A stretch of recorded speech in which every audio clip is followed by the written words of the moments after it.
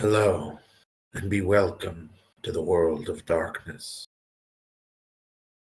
Long ago was it that the sin of Cain spawned the cursed horror that stalks the street at night in search of living blood. The kindred have long been a secret influence through all ages of human history, plotting against one another in a never-ending jihad. Their immortal progeny are among us to this day, hidden from the eyes of humanity by an elaborate masquerade. Within Highgate, as the cool breeze brushes through the surrounding leaves, as you move your way to one of the mausoleums you know from experience, tends to be on the less occupied side of things. No one watching you but that of statues of the angel. One laid beside you as you pass it. A few leaves rustling as they brush over the sleeping angel statue. It's very quiet here. Your footsteps clack with a particular resonance on the stones as you walk to the mausoleum and pull the iron-wrought door open with a loud creak that releases a smell of rust from the bars. A bit of scraped stone falls like drizzle of rain from where it scrapes. As you step inside, a distinct smell of mold, moss, and old death linger in the air. With your papers in one hand, your walking cane in the other, do you prepare anything for summoning your spirit, keeping in mind that, naturally, as someone who practices the Horned Moon Saturnal, the rituals tend to involve architectural items, agricultural, sheaves of wheat, scythes, sickles, ox or horse blood, as well as organistic sexual.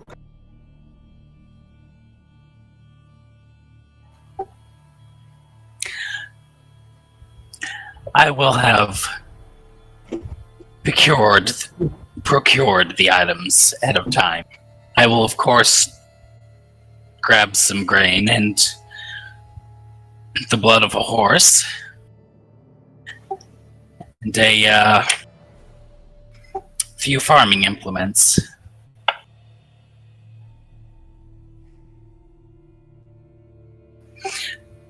I'm going to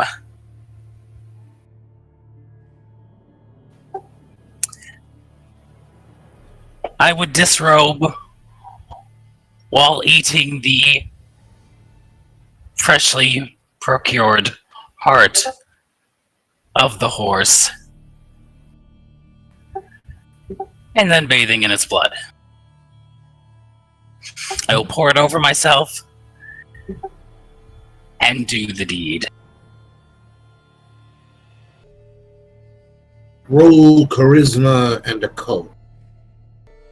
As the blood streaks down from your hair, wetting it, pooling somewhat in the center to rush all down each side of your head, covering your chest, both from cold and sexual stimulation, your nipples hardened. As by the time it begins to reach, dripping from your chest to your toes, as you stroke your phallus, you can feel the rising pressure in your organ as it swells. You can feel the wind around you beginning to move at odd angles, slowly in a vortex emanating from the center of the room. As you beat your meat, the blood stricken down you, the grains freshly catching between your teeth as you swallow them, you hear a dreadful groaning as now the room's dust and filth scatters, swirling in the air, painting you with bits of grave earth and dust, so that parts of your flesh where the blood trickled now are grayed or slightly bluish brown.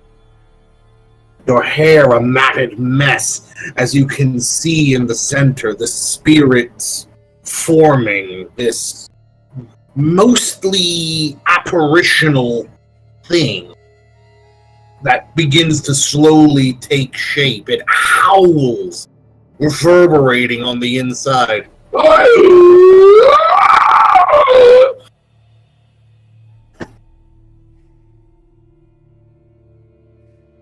You can hear in your mind an immediate voice and pressure, yet it does not speak so clearly in words, yet you can feel from its impression that it leaves on your mind, as though it were clearly asking, "How dare you summon me? What do you want?"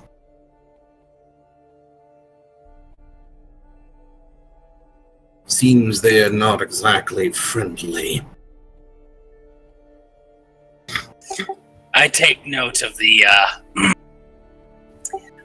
ritual that I use, and perhaps I will make slight adjustments to it to avoid summoning this one in the future.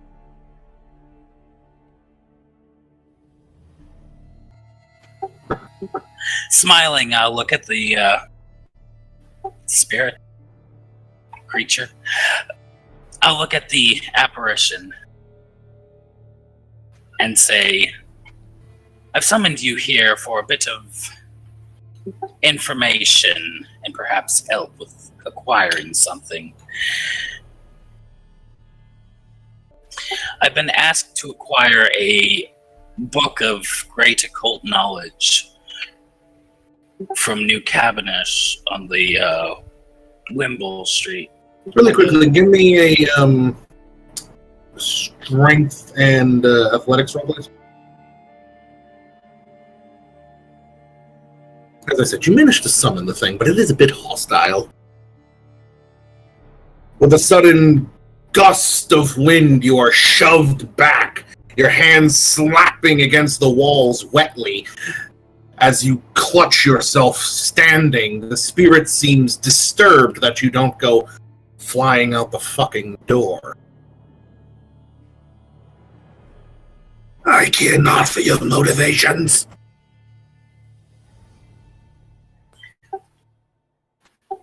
Then you will tell me the current residence, and I will send you back once my task has been completed, or I will leave you here until the spell dissipates.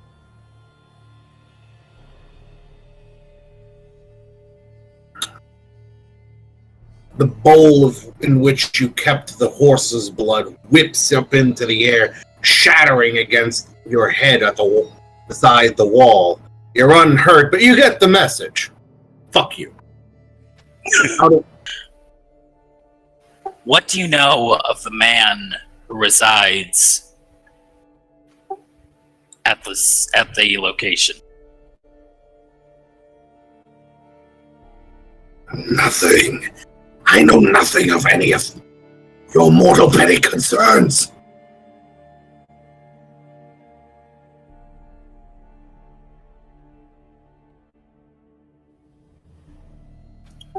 Fine. You will go to the street and you will retrieve the book that I seek. You will bring me the fragments of Zikri's diary. Charisma and intimidation. You note that the wind dies down, and yet you can hear the wind of the room.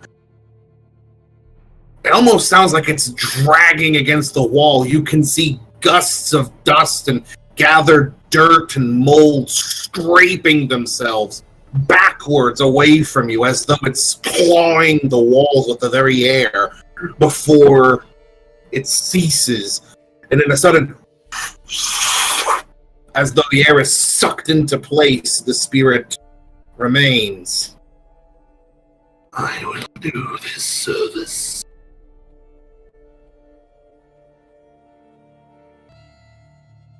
Wiping your hand of your sexual fluids. Well, you can feel the spirit as it sort of moves around you, the air around you sweeping up, causing your hair, though wetted, to rise and fall back against the nape of your neck as it moves out from the mausoleum. With that, your task is done. At least in this regard. Well, since I have a little bit of time, I will start working on a letter for the Promised Thorn. Updating him on my progress, that I have found possibly the solution, though I will need to talk to him in person.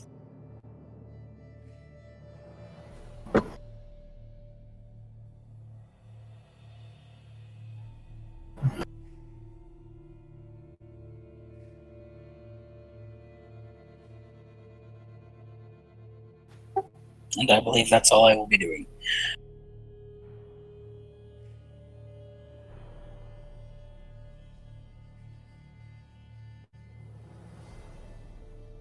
Mm-hmm. Is there anything going on about, or is it just me at the moment?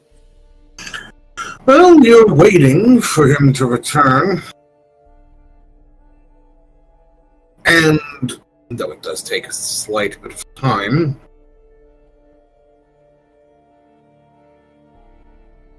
he does seem to return within about 2 hours. A little longer than you expect. A sudden bursting gust of wind which cleanses the room once again, though admittedly gets more shit in your hair that you're going to have to comb clean out when you get out of here. The journal of which you wanted is thrust across the room, though not very hardly. It does hit your chest, but yet it is done so not so much in such a hostility as much as here you go, throw you the thing. As you clutch it to your chest, the room has a sudden coolness to it, as though there was a constant torrent of air mildly pushing through the room, keeping it cool, the air moving and fresh, though it does carry this growing scent of rotted egg.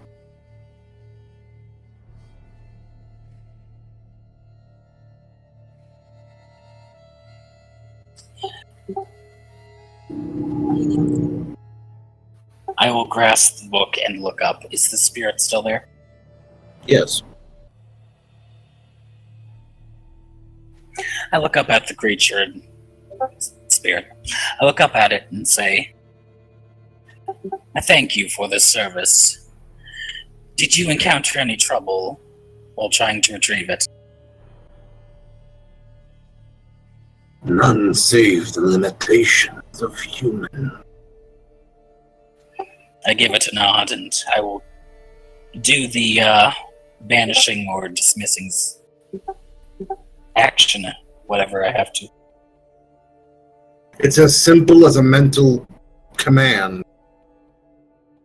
The spirit, in a sudden, as though the air is being sucked to its position, there is suddenly a as the iron wrought door creaks open on its rusted hinges before you are most notably alone. And on a very quick observation of the thing in your hands, it is in fact a summoning ritual for a powerful spirit, a meld. I'll get up and quickly make my way back to back to my house.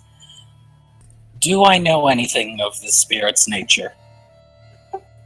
Probably gonna have to read through the book, though, aren't I? No, you don't know anything about this spirit's nature. Though it is a very powerful spirit. This ritual being entirely devoted to its summoning. Well then, I guess I will hold this close to my chest or somewhere on my person and make it quickly back to my place where I can look at it in better light.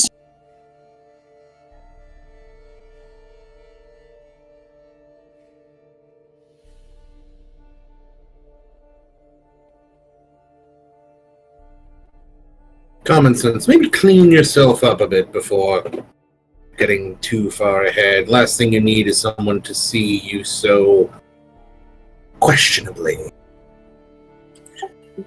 Yeah, I probably should.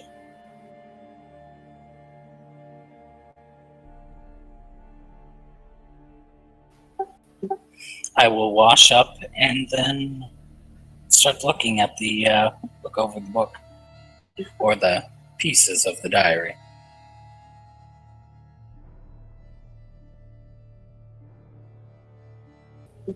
It's deep into the night, isn't it? No one should be watching. No one should be watching. Is there anyone between me and the cemetery at the moment? Sorry, the cemetery and the house. Well, the thing is the church is connected to the massive cemetery, so it's not very hard to get from one to the other unseen.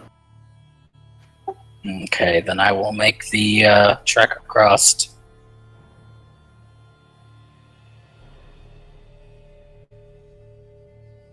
And I assume descend to your room, yes? Correct. What language is this written in? Is it English? It is English. Well translated, though it is distinctly of an American English, not the proper British. Or even the somewhat differently pronounced and occasionally worded Irish English. What does this ritual entail from just reading it over? For one, human sacrifice. A great deal of energy will be needed, so preferably a great deal of sex, as that is necessary for the ritual. The sacrifice will need to be committed with an agricultural tool which has claimed many lives of livestock before, preferably one that's rusted. Okay, so I need a nun. I need some sort of farming implement that has been used to kill multiple creatures. I'll probably need a goat. Or some animal. Bestiality could work. And then I need to kill the nun. Does the scrap say anything else? Not particularly. But yes, we will conclude things there for this evening, I suppose.